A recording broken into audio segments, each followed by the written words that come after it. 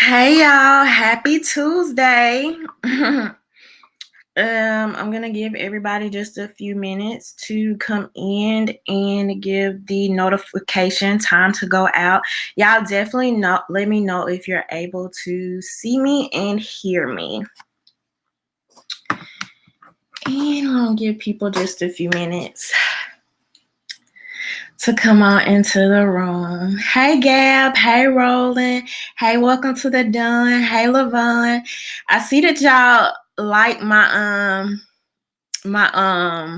thumbnail.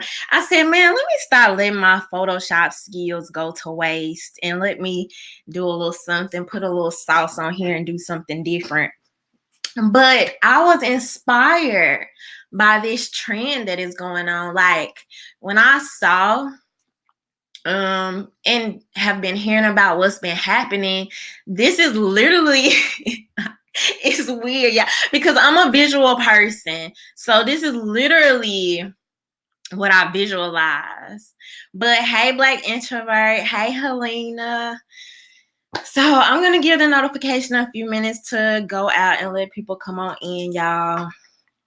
So I've been trying to get my little notes and stuff together. So if you see me looking down, I just have some points that I want to make and kind of stay on task. And it doesn't really help that my handwriting is a little sloppy right here. Hey Edward, hey Tony. Thank you, Edward. But hopefully everybody is doing well. Hopefully everybody is having a good Tuesday. Hey Michael Ray, hey Darren, thank you.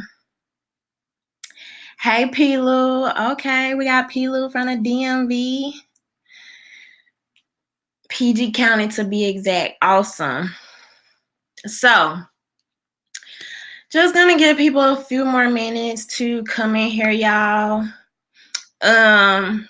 And this is kind of going a little bit about what I'll be talking about tonight, but I went to a different Walmart earlier today than I normally go to, and I didn't even know that Walmart has these checkout lines now where it's self-checkout, but it's the longer line. So, like how self-checkout, I guess I'm just like completely slow to the game or whatever. But you know how self-checkout used to be like 20 items or less, I think. But now you can do like your whole cart. They got the long little belt so you can put all your stuff up here. They had a little scanner so you can scan your own water and your heavy items and stuff like this. And I'm like, wow. So, wow. So these are the same people. This is at Walmart. These are the same people that we trust are not going to cut hours if we make them pay $15 an hour, make it federally mandated. These are the people that we've seen hire. I don't know about Walmart in particular, but a lot of these larger companies, we've seen them turn the other way and hire these illegal immigrants and stuff like this.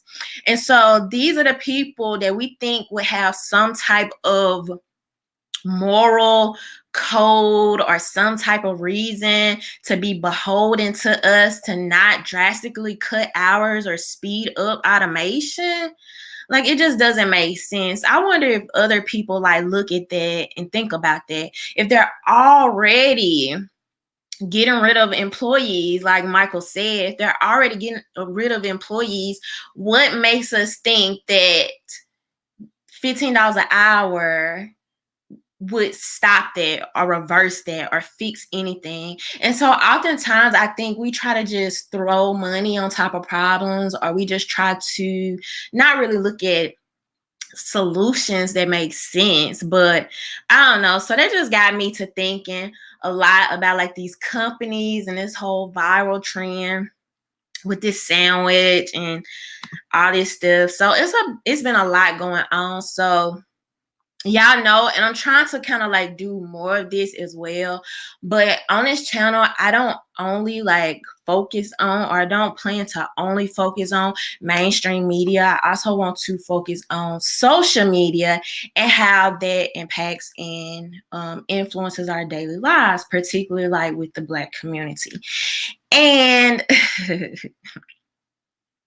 something particular that I have learned. Hey Scott, you're not too late. I'm just getting started. So, something that I have learned is that not only are this journey, like doing research, kind of seeing like what's trending, what people are talking about, what the mainstream media has talking about, it has shown me that people can be like really shallow. Okay. Really shallow. From the things we talk about, the things we are interested in or pretend to be interested in, the things that trend. And not only that, the way, more importantly, the way we receive, take in, and repeat information can be very shallow and information dense. And not to say it is entirely our fault, but our attention spans and interests are literally heavily influenced by social media. Okay, there has been science studies conducted that we are literally rewarded psychologically from getting likes on social media, to moving from one trend to another and one topic to another, and the social reward of sharing something. It's also taught me it's also taught me that people tend to be insanely deeply hypocritical. And follow me, I'm going to tell you guys why. Because in my head, now, I could be wrong, but this is just what I think. In my head, I imagine that a huge sector of the people that have been running out to get this Popeyes chicken sandwich are gravely against stereotyping, okay? I also imagine that a huge sector of the people that have been running to get this chicken sandwich are also staunchly anti-capitalism. Now,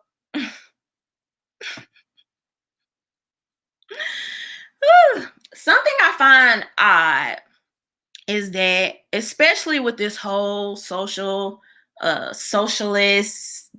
democracy or socialism talk, is that oftentimes we speak a lot about the job or the duty of the corporatist or the owner or the elitist.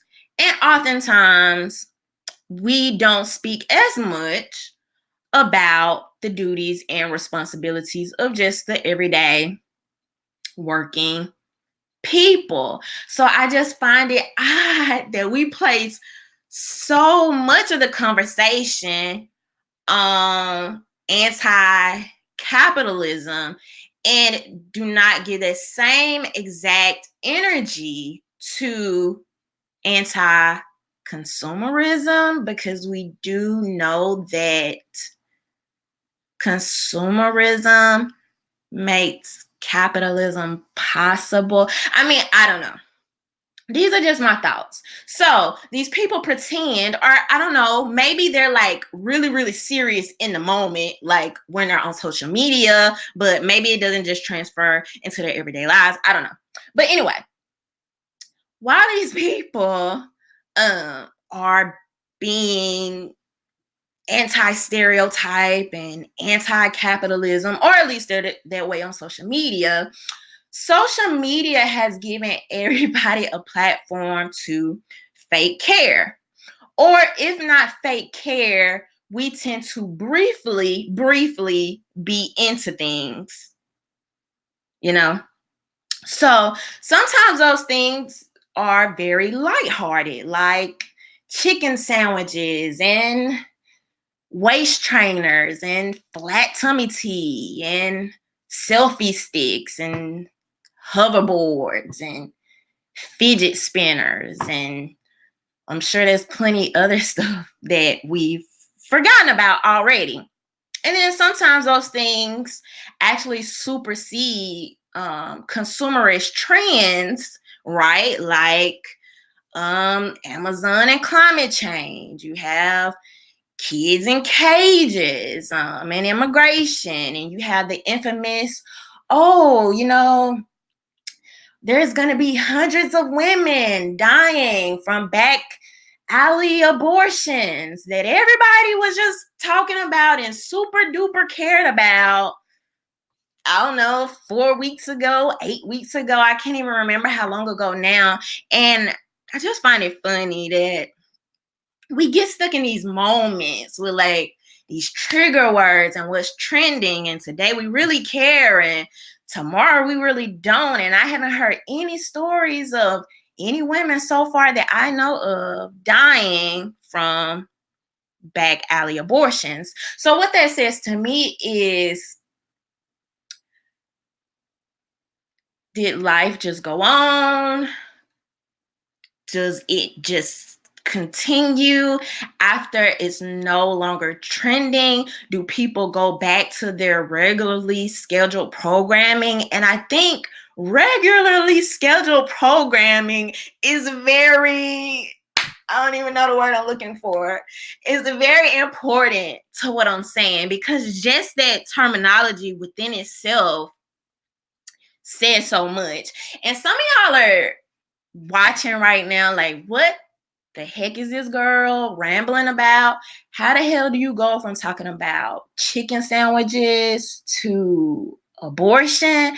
But see, that's the thing, okay? You might think it's a stretch, but it's really not, because our daily conversations, things we care about or most times pretend to care about, all of these things are being manipulated by the media, by whether it be mainstream media and legacy media or social media, okay? I remember there was a day when you couldn't go to the water cooler at work without having a conversation about Black Lives Matter, because it was the thing to talk about at the time. And now a good bit, people have just went back to their normal lives, and it's just not a part of the conversation. And so I know a lot of people are going to think, okay, Popeyes chicken, this is about Black people and this and that. And we know, okay, we obviously know who Popeyes chicken markets to. We know where they place their buildings, the communities and neighborhoods they place those buildings in. We know when they do certain advertisements, the language that they use, who that's marketed to. We see who the face of the company is and supposed to be relatable to, okay? So we know this. But honestly, I think this is a conversation that supersedes race. Now, I do think Black people are important, and I've always said this, because Black people, we are very intrinsic. We're very I don't even know the word I'm looking for. We're very dire to the fabric of American culture. What's trending, what's important, what people are talking about.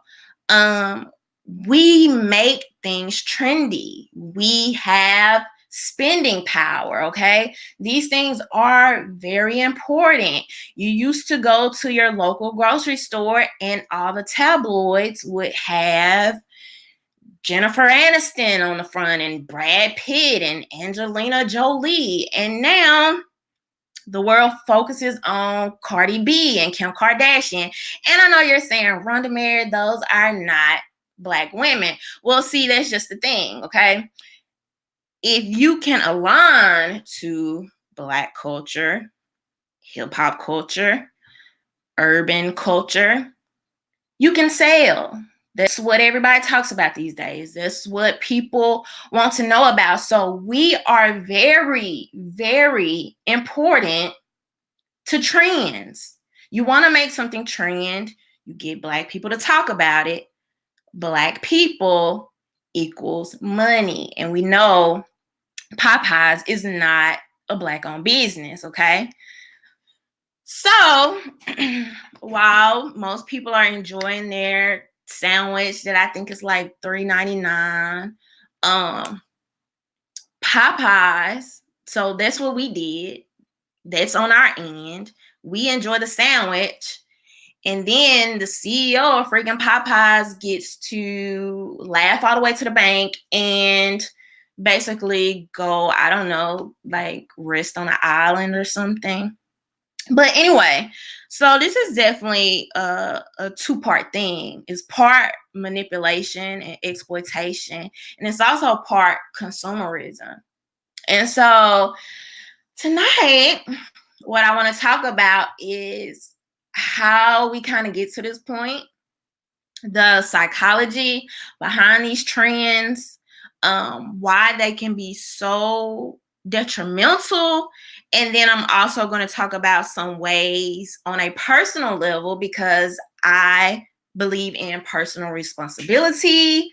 I believe in we have the potential to affect things and change things. And I really believe in being a change we want to see. So after all that, we're just going to talk about some things we can do on a personal level to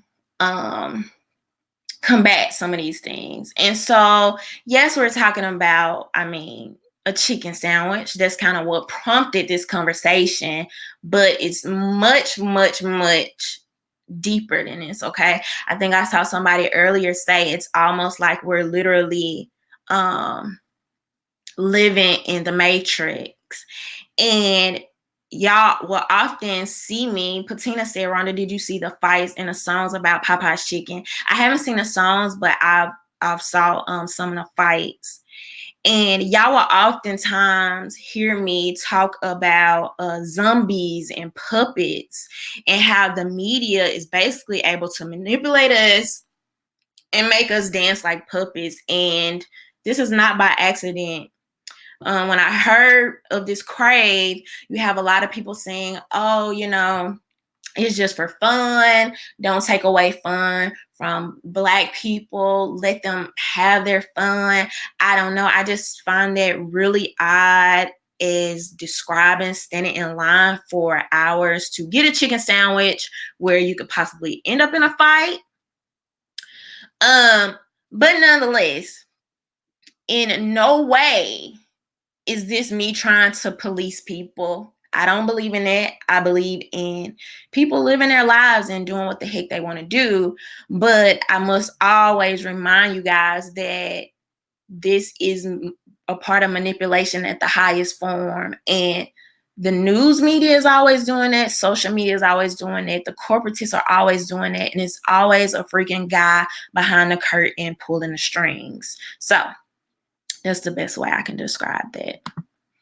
But anyway, so let's start by taking a look at this. Let me get this pulled up because I need y'all to know that it's a science to this, okay? It's a science to this. Y'all often hear me talk about how these people are literally tracking us, to advertise to us, to know where we are. Like, if your GPS is on, they know where you are. I got in my car the other day. I broke my phone, y'all, like a couple days ago. And anyway, so I'm using this little like other old crappy phone right now. And when I got in my car, it said, Android Auto. Do you want to connect your car? But you have to give us permission to know where you are at all times. Okay, no, I think I'll pass. But there's a science to this. How they're keeping up with us, what they're marketing to us, what they're advertising to us. Okay. I recently started using I think it's DuckDuckGo. I think that's the name of it. Because it's supposed to be less invasive than Google, who I'm on the phone telling somebody a story, like one of my childhood stories about Minnie Mouse. And then the next thing I know, I'm getting advertisements about Minnie Mouse. So these things are happening. There are real things happening. I've done videos on them. I told y'all how there have been instances where they have been tracking children, listening to children's conversations. I've also told y'all, excuse me, I also told y'all that Facebook was recently caught for transcribing messages. So you literally have somebody sitting there assigned to you, listening to you talk on Messenger, and they're typing everything you're saying. Okay. If that's not creepy and it doesn't tell you how far we've come, I don't know what more to tell you. But there's a science to this, okay? It's called brand marketing, okay? That's one term for it. But these people literally have a whole science behind making things go viral. What goes viral? News 72% of the time, humor 66% of the time. But this just breaks it down. Tells you like how we think, what we're willing to share, why do we share certain things, what triggers virality, okay? Amusement, delight, interest, affection. Positive emotions are more often effective at driving viral content, though nostalgia and disgust are two other psychological responses that trigger sharing. So you will literally have people that will go from, I don't know, watching a video on a puppy singing or something to something that just downright, like, people also love clicking on things that make them mad or that they don't like, which I just find weird. But we do live in a culture where people uphold negative things. This is why you see the mainstream media, I don't want to say doing well, but making a huge buzz when it comes to Trump, right? Because, and I watched this really good video. I'm going to have to link it to you guys later. I think it's maybe like a year or two old, but it was a video talking about how Trump won the presidency and how he was able to play the media because, and this is what they said, for lack of better terms, I'm just gonna keep it real with y'all, the average person is so dumb that we don't have the mental capacity to really care about real issues. We care about sound bites. Like if you can't say it quick, you've lost everybody's attention, the average person. And so the average person, they don't really care. They don't give a crap. They just want the shortest amount of information possible to know whether they basically want to be mad or not. And it was a great video. I'm gonna definitely come back and link that later so y'all can see it. But especially like, well, what I talk about on YouTube, it really gave me a different perspective of like how people think, why we react to media the way we do, why certain stories will be trending and things like that. So that was a really great video. But so you literally have these people at these companies, Google, they sit at Google, Facebook, Walmart, John Deere, Apple, any company. You have a team of people, brand marketing, saying, okay, what's the next thing we can do to make them feel something, to make them buy, and emotional marketing is probably one of the biggest ways, okay, to do that.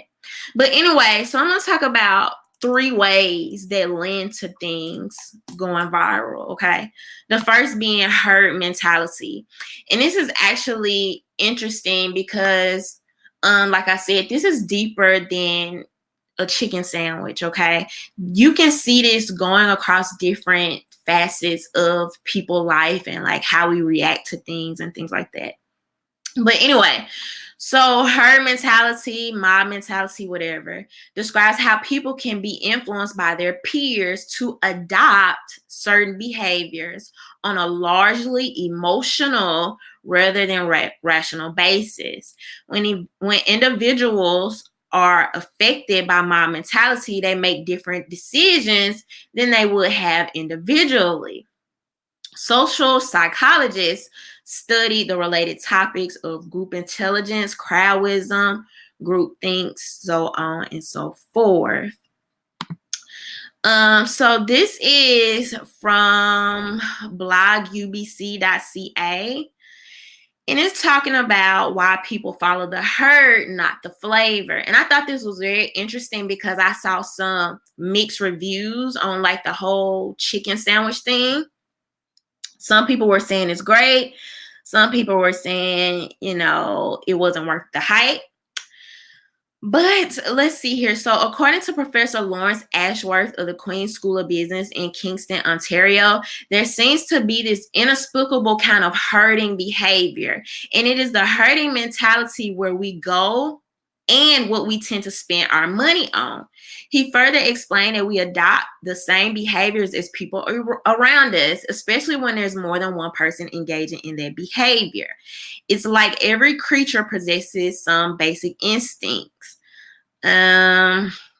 Similarly, humans have the basic herding instinct. According to Professor Anworth, it makes a lot of sense when you look at other creatures who engage in these kind of behaviors, herding or swarming behaviors. There's some built-in mechanism, a very basic mechanism, which causes them to do similar things. The only difference with humans is that we have the ability to be aware of our actions.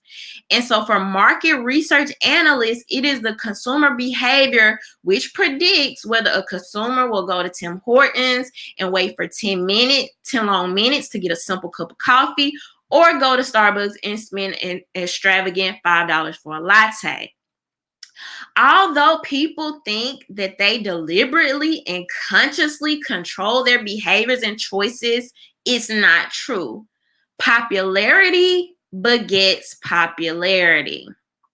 Okay? So make something popular, make something trending, most people will follow. So this talks about the mental process, which explains why we follow herds. So researchers believe that the brain re-educates itself if its views are in conflict with the norm.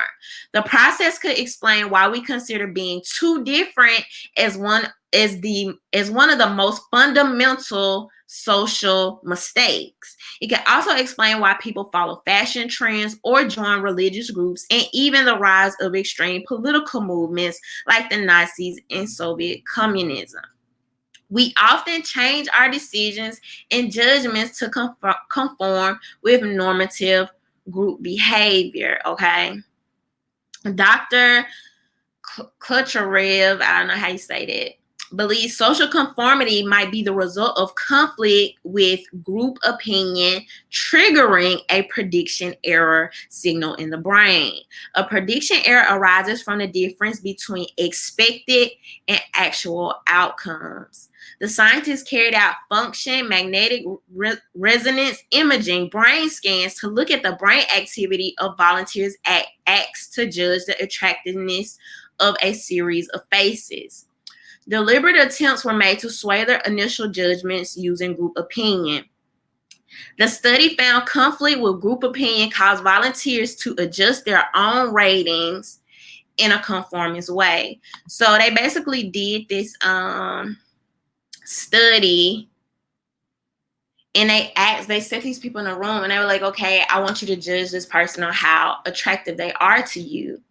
And then once those people were being influenced by what other people were saying, they were like, well, maybe she wasn't so ugly after all. I mean, she all right or whatever, but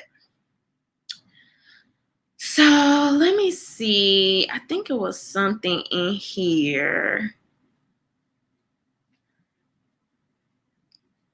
But herd mentality and groupthink are a big part of why we see things go viral. Okay, this is not unique. This is not unique to one culture or one group of people, even though we do see some cultures being more penalized socially for trying to go outside of the box. Okay. And this is why you have people like your gatekeepers and stuff like that who keep people in line, or even when it comes to something as simple as, oh my God, you haven't had the chicken sandwich. I can't believe you haven't had the chicken sandwich. You haven't seen this movie. You haven't done this. It's this thing of, oh, you're not black enough. Or even like with LGBT people, you have like, if you stepping out of certain bounds of what they feel like you should think is groupthink, now it's problematic. Okay. So it's not unique. But this is from Psychology Today. Why do others influence us so much? Clearly, others affect our behavior. One reason for this is that we live in a complex world. We use the decisions of others as a heuristic or mental shortcut to navigate our lives. Civilization advances by extending the number of operations we can perform without thinking about them. Y'all, that is scary. That is scary. Hey to everybody just coming in the room. Two things about this. Most people are looking for a mental shortcut. Most people want information just handed to them in a sound bite. Make it easy. I don't have all day for that. I have other things to do. I'm working all day. And all of this is for a reason, y'all. All of these things are interconnected, okay? Even by having the need for two people in a household now have to work to most times keep that house, that home afloat. Okay, that is not by accident, because when you have two people working, two people tired, one thing, you have way less time to really be hands-on with your children. You're tired. You have way less time to look for information, to research, to be up on what's going on. And tired people definitely ain't having no type of revolution, okay? Like, let's just keep it real. So it's a reason why these things are happening across the board. Also, civilization advances by extending the number of operations we can perform without thinking about them. This is where my whole zombie narrative comes in. Okay? They want us to just do. Just do. You see the advertisement, go get it. You see this on TV, do it. The media person said this, believe it.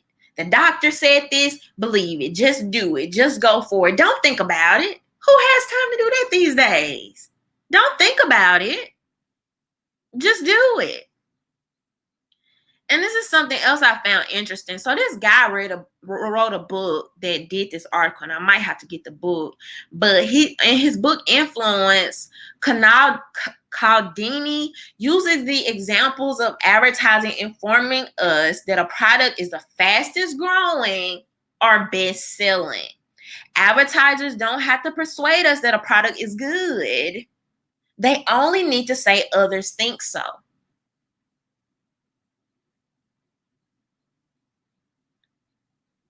Advertisers don't have to persuade us that a product is good. They only need to say that others think so, right? Because if others think the chicken sandwich is good, obviously it must be good, right? But really, it's popular is good. Following the crowds allows us to function in a complicated environment. Most of us do not have time to increase our knowledge of all merchandise and research every advertised item to measure its usefulness. Instead, we rely on signals like popularity. If everyone else is buying something, the reasoning goes, there's a good chance that item is worth our attention. Don't just think they're doing this to you when it comes to advertising. Chicken sandwiches are advertising hair products or advertising clothes. They are also literally doing this into how they send information to you, how they give information to you about the world. They say those people sitting at home don't really have the time to know what the heck is really going on with this bill. They don't have the time to really know what's going on with the government. They don't have time to really care about how these things are going to impact their everyday life, right? So let's just give them what we think they need. Have y'all ever noticed that most car commercials, when you watch that commercial, they don't talk about how good the car is? They just show you people doing really awesome things with the car, in the car, right? So like you have a Jeep and it's going up the mountains, or people look like they having fun or doing a campfire outside the Jeep and things like this, but they haven't told you anything about if this Jeep saves gas, if it's safe, if it has enough seats for all your children or anything like that. So to get those same social rewards, we'll go get that Jeep.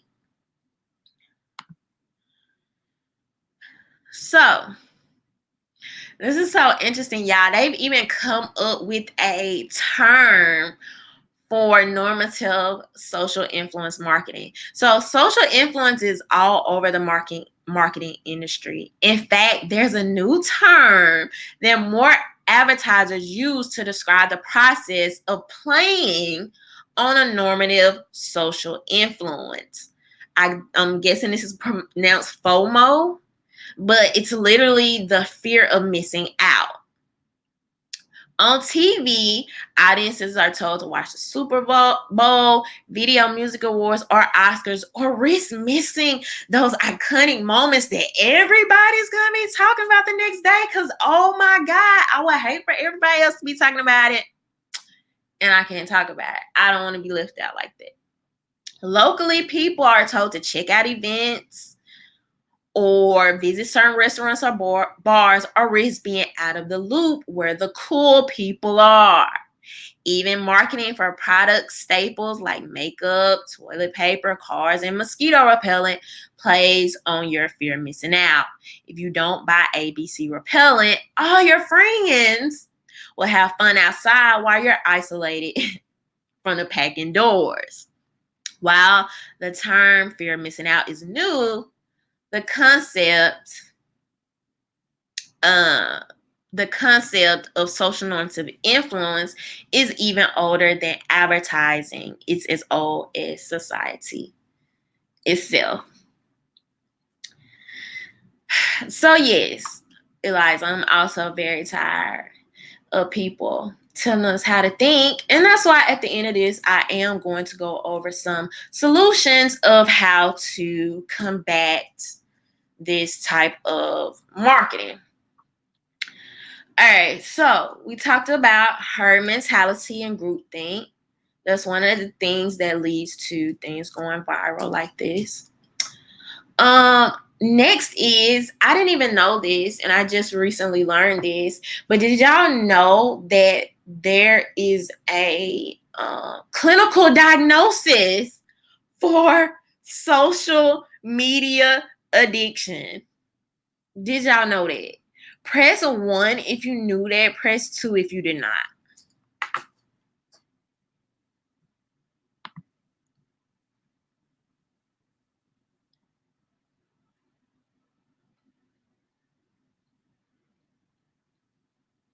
Press 1 if you knew that there is actually a clinical diagnosis for social media addiction. And press 2 if you did not. Hey, Kim.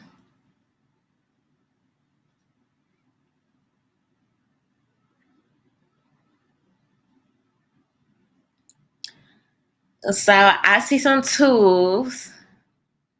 Kim said she saw it on the news. The question is, press 1 if you knew that there's an actual clinical diagnosis for social media addiction. Like it's an actual thing. Just like there are drug addicts, like opioid addicts, heroin addicts, things like that. So I see about the same amount of ones and twos. And then Scott has to come in and, of course, be the rebel, right? Hey, Caleb. So I see about the same number of ones and twos. So, y'all, there is literally an addiction to social media, okay? It's a diagnosis for this. I think even to the point where they can't recommend medication. That's also scary. All right. A 2014 study shows that excessive use of technology by teenagers has caused disruptions in their physical and mental health, sleep patterns, their weight, and levels of exercise, and notably in their schoolwork. 40% of young adults and 21% of adults admit to using social media even while in the bathroom. Why is it that we can't seem to stay away from social media even for a few minutes? Well, research shows us that social media is addictive. Studies show that all the retweets and Facebook likes have affected our brain's reward area. Social media interaction is like syringing dopamine straight into the system. So not only do people just enjoy social media, but you literally have people getting mental stimulation from participating in things that's trending, talking about different topics, posting what they're trending, having it liked, being rewarded for that, and different things like that. So some of the dangers and signs of social media addiction. Social media addiction is taking a toll on people's lives in an alarming rate. People are losing their jobs, students aren't paying enough attention to their studies, and even some extreme cases, it has caused accidental death of children. What's more, a recent study shows that there's a link between social media addiction and negative mental health effects.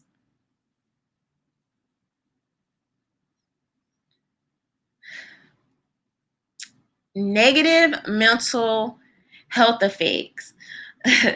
Like sometimes I be talking to my mom and she'll just be like, you know what, y'all generation just deal with some stuff that in my generation we just really did not have to deal with.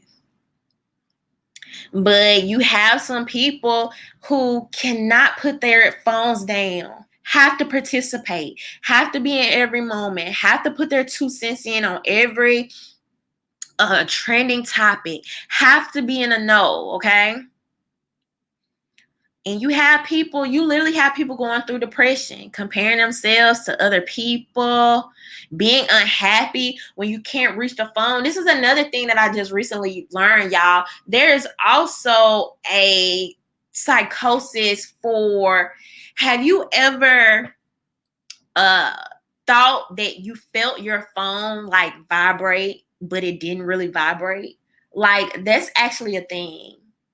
I don't know what it's called. I can't remember, but that's actually a thing, like where scientists have studied, because we're so used to grabbing for our phones. We're so used to that immediate reward of, oh, somebody liked my picture. Oh, somebody sent me something. Oh, somebody did this. Somebody did that. That now you have people, it's very common where people will feel the sensation of their phone vibrating. Their mind is telling them that, and in fact, it's not even happening, okay? Symptoms of social media addiction: sleeping disorders, being overweight and obese, lack of physical activity, low success in school and work, feelings of guilt, anxiety, dishonesty, depression, low self-esteem, loneliness. Loneliness. Can you believe that? Headaches and carpal tunnel syndrome. I have carpal tunnel syndrome, actually. I have carpal tunnel syndrome in both of my wrists, but my right hand is just bad. Okay.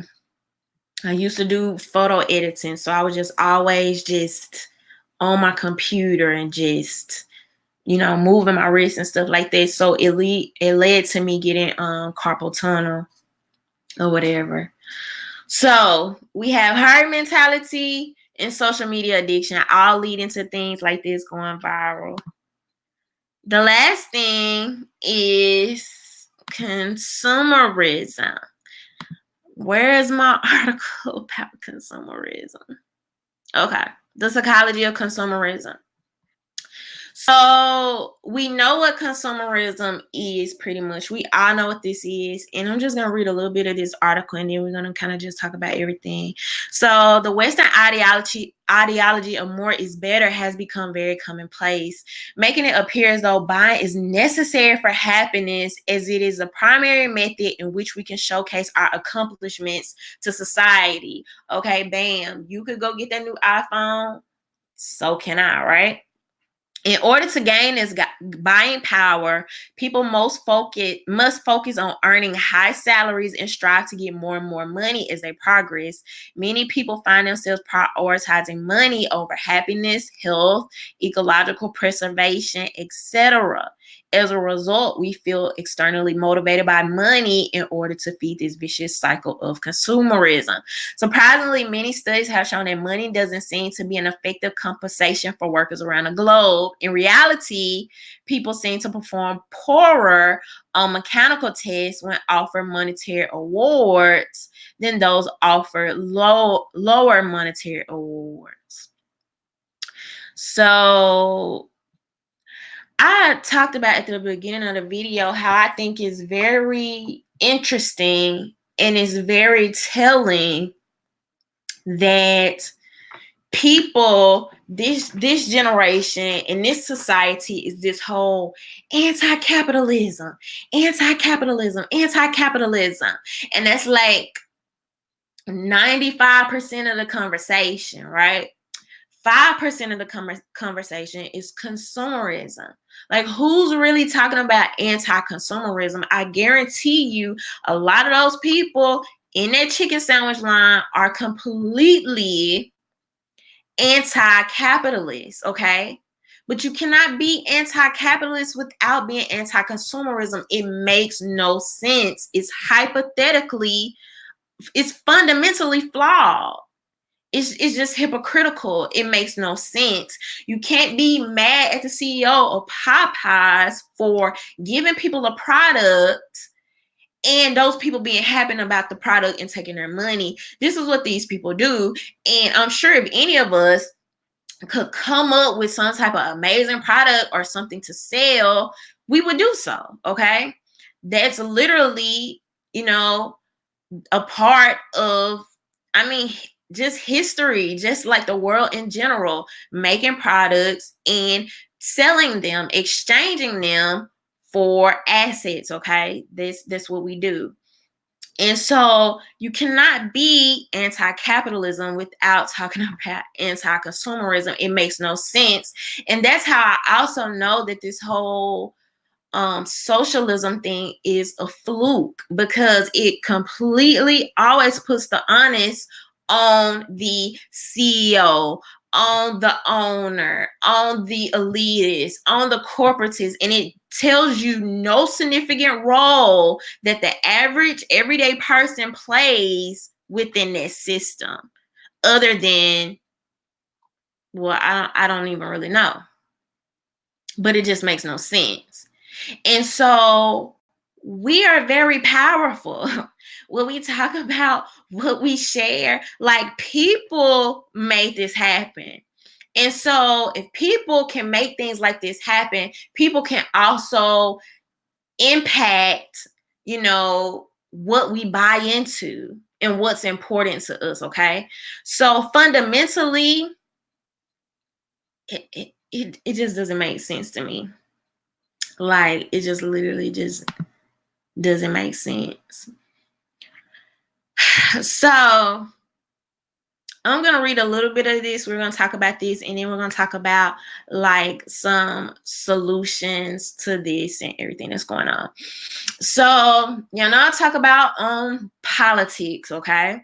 Politics, the media, how the media impacts us, influences us, and things like this. So this is way more than just advertising, and it also affects us politically, okay? People know how much power we have. This is why you see so much censorship that's happening from the likes of Google, Facebook, and Twitter. So the same way they sell a product to you, and I've always said this, the news is selling you a product. The news is a company. It's a business. They have to make money, okay? They have to make money. And so they know you are going to click or care about the outrageous things. Those are going to catch your attention quite faster than just, how this is going to impact you today, okay? So it's already happening. As we know, we've seen this even with America, but this article talks about China, how social media can be used for political mind control, because this is what they're doing. Essentially, all of this is mind control, y'all. Like literally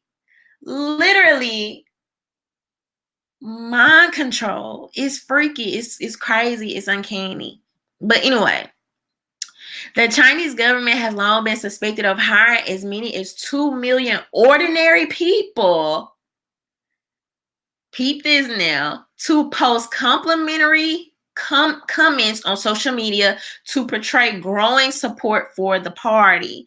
But according to research from Harvard University, these posts are actually penned directly by the government. The research from June 2016 found that the Chinese government actually creates 448 million fake social media posts every year with the aim of shaping online conversations and distracting from sensitive topics. Y'all don't think that's happening here? Y'all don't think that's happening here? Y'all don't think that the media, the elitists, the corporatists, you don't think they start certain conversations and certain trends to distract us from sensitive topics? You don't see how quickly we moved on from the Amazon conversation, how quickly we moved on from the Jeffrey Epstein conversation? This is happening here, not just in China, okay?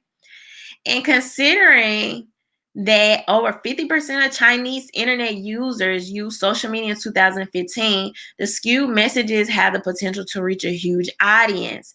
It's also well documented that China's Great Firewall stops citizens viewing content from non-Chinese media sites, and the web is censored around sensitive areas such as politics. Okay?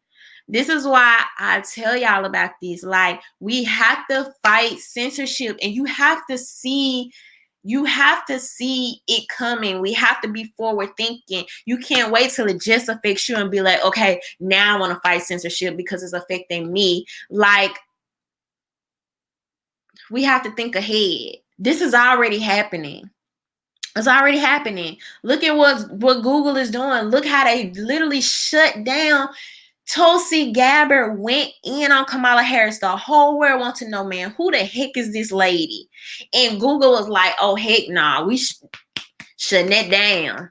We don't care what y'all talking about. Over with. They pulled a plug on this lady campaign for like 24 hours or something.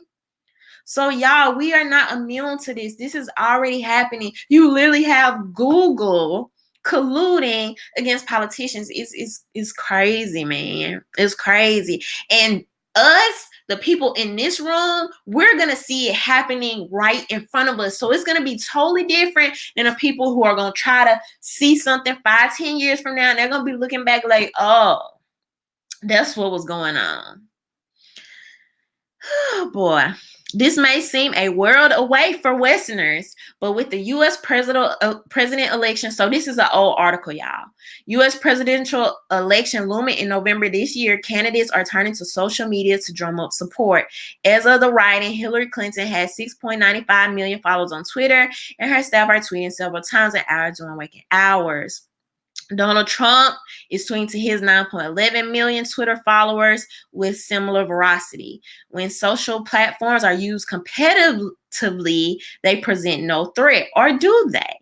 With direct messaging from the candidates, there's no confusion about hidden incentives. But when it comes under the guise of public and even peer opinion, it affects our behavior in alarming ways.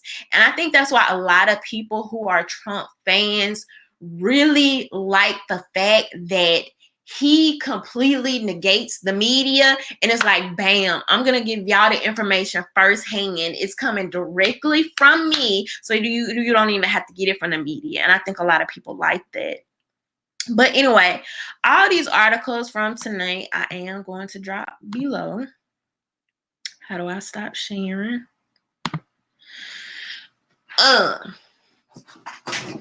So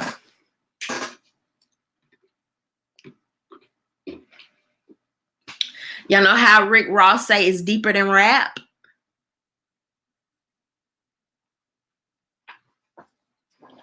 It's deeper than a chicken sandwich, okay? This is deeper than a chicken sandwich. I'm not telling people, oh, don't go get the chicken sandwich. I mean, whatever. It's your life. Whatever. Do what you want. But just know that these decisions that you think you're making on your free will, you're being heavily manipulated into doing these things. And even being exploited, okay? Popeyes has created mass hysteria, social media hysteria with this Popeyes chicken sandwich, because one of the biggest ways to make people want something is to, first of all, give a very limited amount of it, all right? That's one of the best ways to market something. Make you think that it's so special, but there's a very limited amount of it. And so now you have people standing in line for hours just to get to the window or get to the cash register and find out there are no more chicken sandwiches. You have people being manipulated and, I mean, so angry and exploited to the point where there are fights breaking out over these chicken sandwiches. And it's no different than us fighting about political views, what's happening in the media. I talk about like how, things spread so quickly. A lot of times these things are completely information dense and stuff like this. So a couple of reasons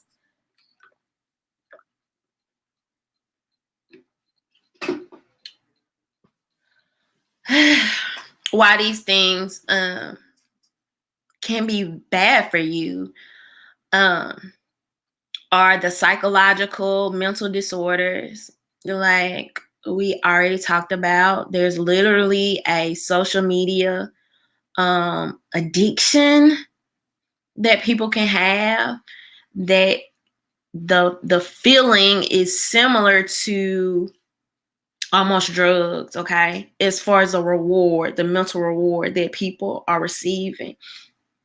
Also, these things, a lot of times when things go viral, they're oftentimes very information dense, okay? I talked about this last week in my video with the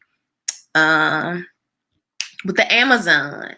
All right. A lot of people were using this, political people using this for their agendas, and the public just sharing, making climate change on top of the discussion.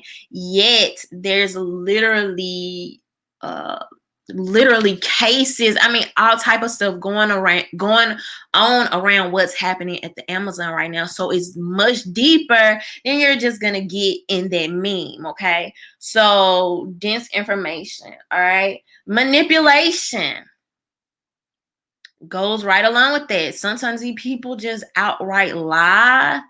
They will exploit you, like we seen at Popeyes. I'm like, why don't you just put on a freaking billboard that you're out of chicken sandwiches, okay? But they don't, because that scarcity mindset, that limited, this is a limited offer or whatever, it makes people crave it and want it that much more. All right. Loss of individuality.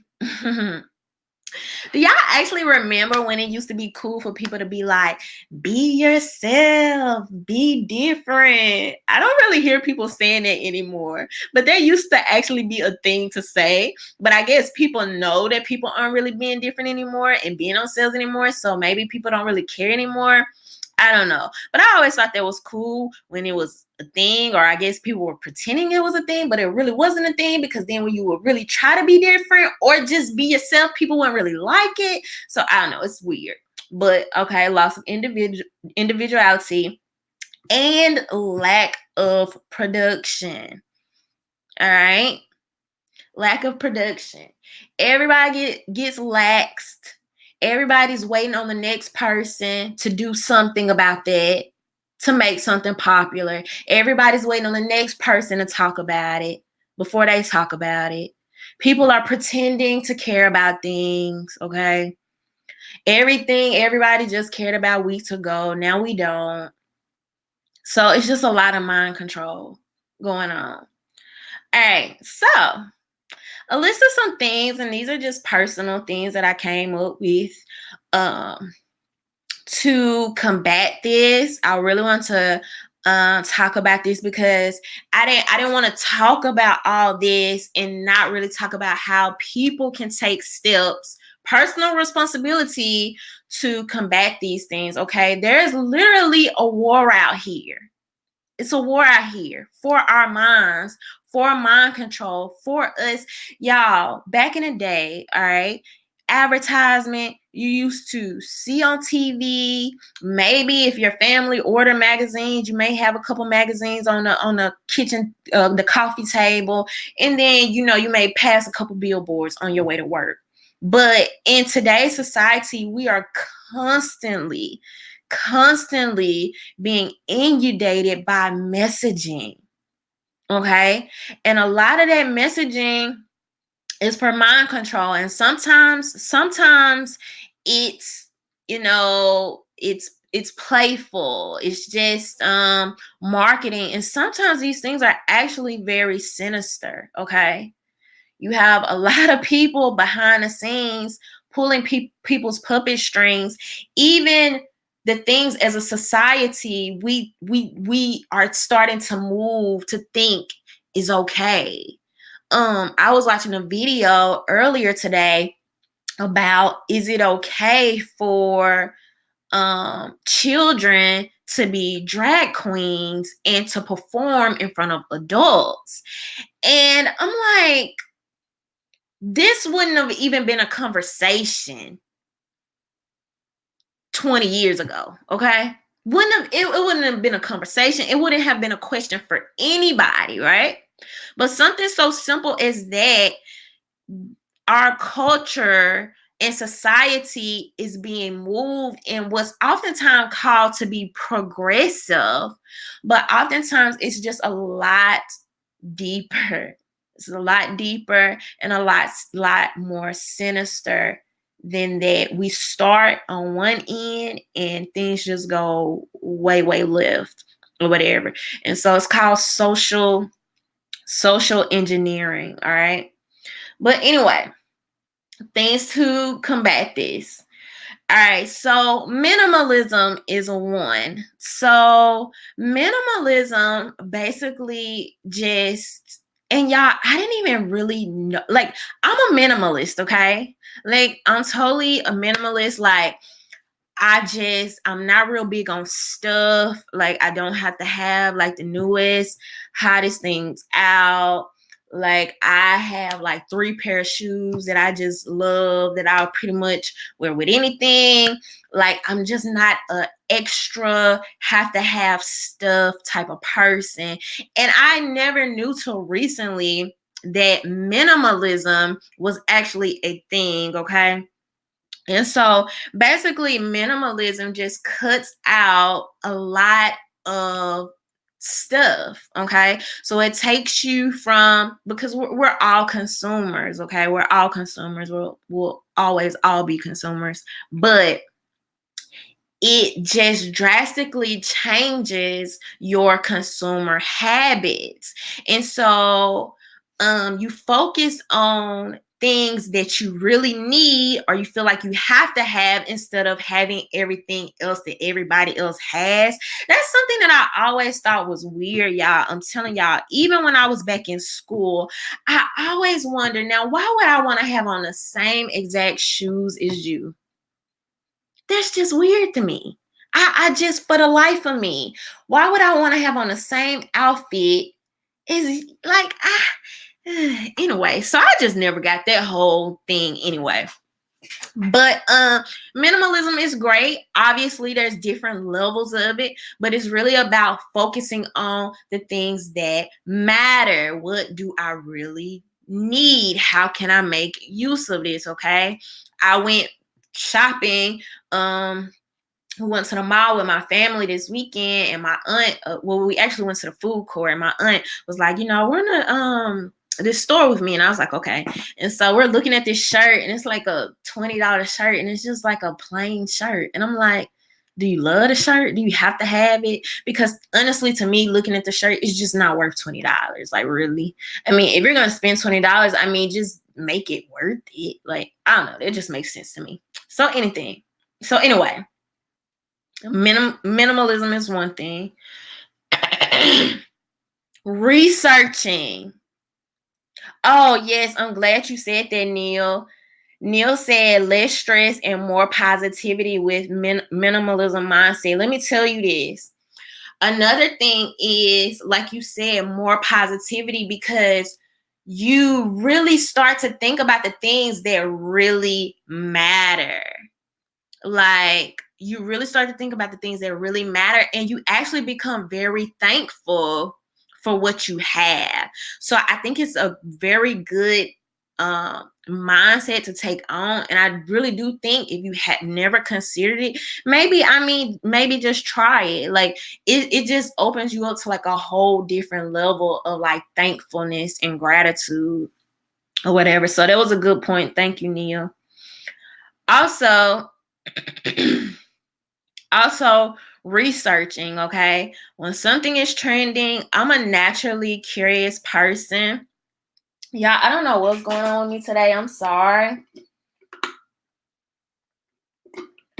Excuse me.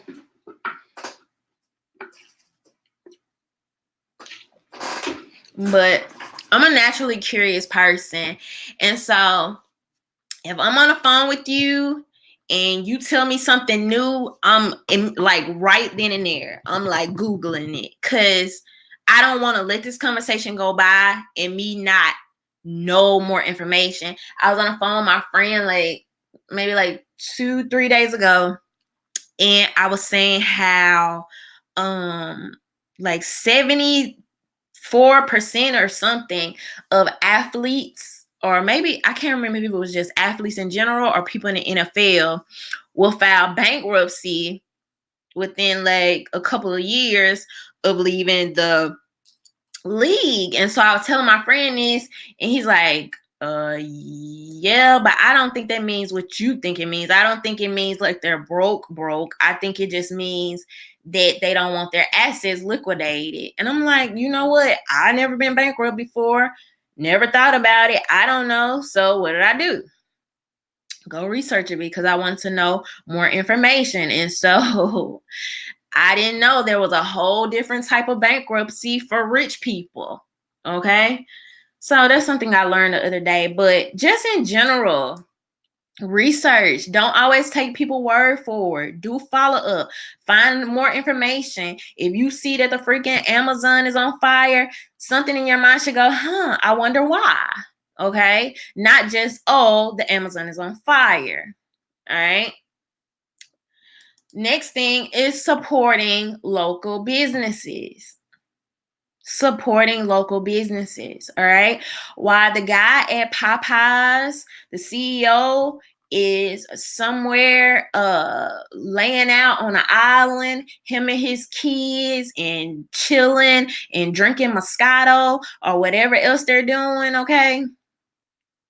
You have people right in your neighborhood, right in your community. Not only do they hire people directly from your community, they're more likely to have better working conditions. They're more likely to be more family oriented, and they're more likely to have a different type of impact on your community.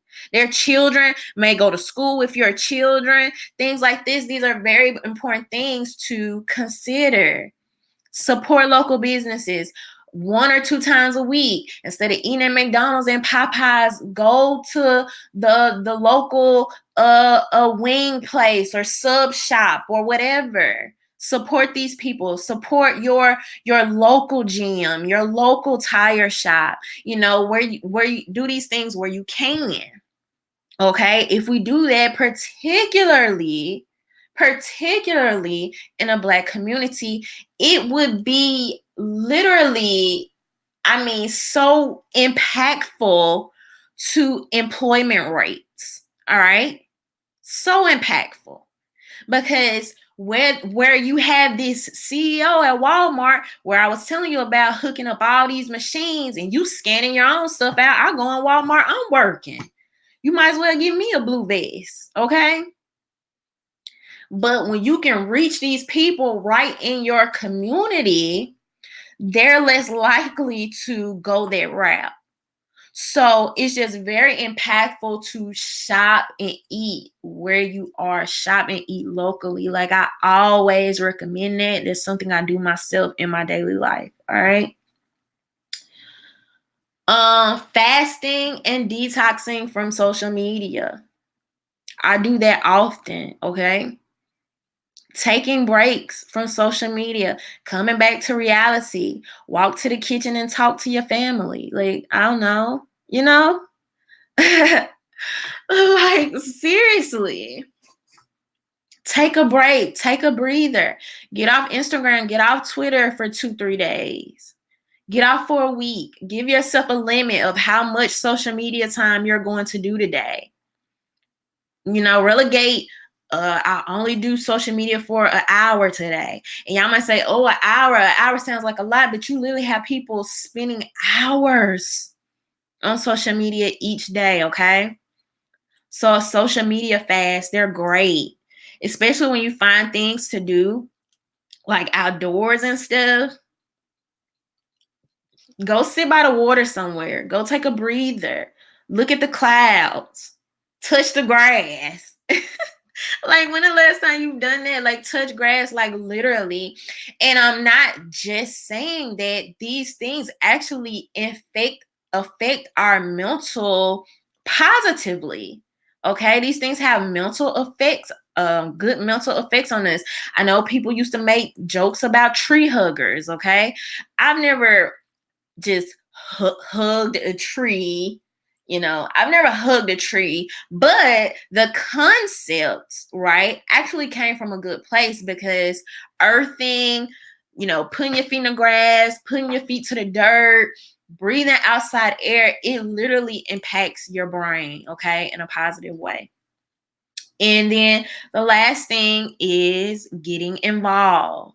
All right. So it's super easy for people to pretend to care about something on social media. All right. Super easy. People do it all the time. People be mad about something today, and then the next day they're not even thinking about it. But the truth is that there's nobody about to ride in on a white horse this savior thing that people are waiting on for people to just come in and magically change their lives. It's just not going to happen, okay? And so you have to change your life. You have to do that. You have to be the change that you want to see. You have to spark something, and you can influence people around you. I think that's very important. So don't just get online talking about, oh, uh, you know, I just hate these crying kids talking about immigration and illegal immigration. Well, go donate some time. Help a family, sponsor a family for citizenship. Donate something. Go to the border and donate. Like, it's so much stuff we can do. And I'm just using it as an example because I constantly see people virtue signaling and just, it's easy. It's so easy to be enraged about something and do nothing and wait on the next person to do something or miraculously fix it. But we all have things we could be doing. We all have a part to play. In me, even in my real life off of social media, I told y'all how after, I think it was like after the Mike Brown thing or whatever. Oh my God, I was being hit with like so much stuff on social media, and I just had this heaviness that came over me, and I was like, okay, what the heck can I do? And because I actually come from a family, of like community service, so it's always been something I've like just been into doing anyway. But that was the first time that I just really had this kind of reckoning and this introspective moment, like, okay, I can sit here and I can complain about what everybody else is doing, and this is what this person is doing, and this person making me mad and all that, but what the heck, I mean, I'm a person too. I can do something. So getting involved. If you care about something, if something makes you mad, donate. I don't personally believe like just money is the best way to handle issues. I think the most profound thing you can donate is time. That's my personal belief. Time, giving people time, really going out there, touching people and affecting people. That's like the best way to impact lives and really change something. So if you're mad about something, do what you can do. Help affect somebody's life. You never know. I mean, I don't personally feel like, oh, I can just change the world, but I can affect somebody, and that person might be inspired by me, and they might affect somebody, and that person might be inspired by them and affect somebody. And so it's a trickle effect. There's no government that's just going to come in like some shining knight and save us. I think it's little ripples effects of community. So you fix that, and slowly the world will fix itself. So all these social media distractions and social distractions is for a reason, and it keeps us from community. It keeps us from doing things. It keeps us from being productive and things like that. So a lot of this stuff is not by accident. And so sometimes we have to just get back to the basics of what really matters or whatever. So, how I said I'm socially addicted to RhondaMary's YouTube. Thank you. Tony said, much respect to you, Rhonda, for having a conscience. Thank you. But Kevin King said, I have never on Facebook, Twitter, Snapchat, Instagram, etc. Real talk. I guess he's saying he's never been on those apps. Good for you if that's the case. Very good, but that's all I had to say tonight, y'all. I want to talk about this chicken sandwich, honey, how it's affecting us. Y'all, we social media, man. Y'all some else. But beyond that stuff, man, it still be real life out here. It be real life out here to live. Like, And people got to know that, man. People got to remember that. But, all right, y'all. So, hey, the way, man, I'm about to get out of here, but you gotta make sure you gotta go back. You gotta go all the way back to the beginning, man. You gotta go all the way back. But thank y'all. Thank you. So I just had to give my whole little 2 cents on this, y'all. But thank y'all for rocking with me as usual.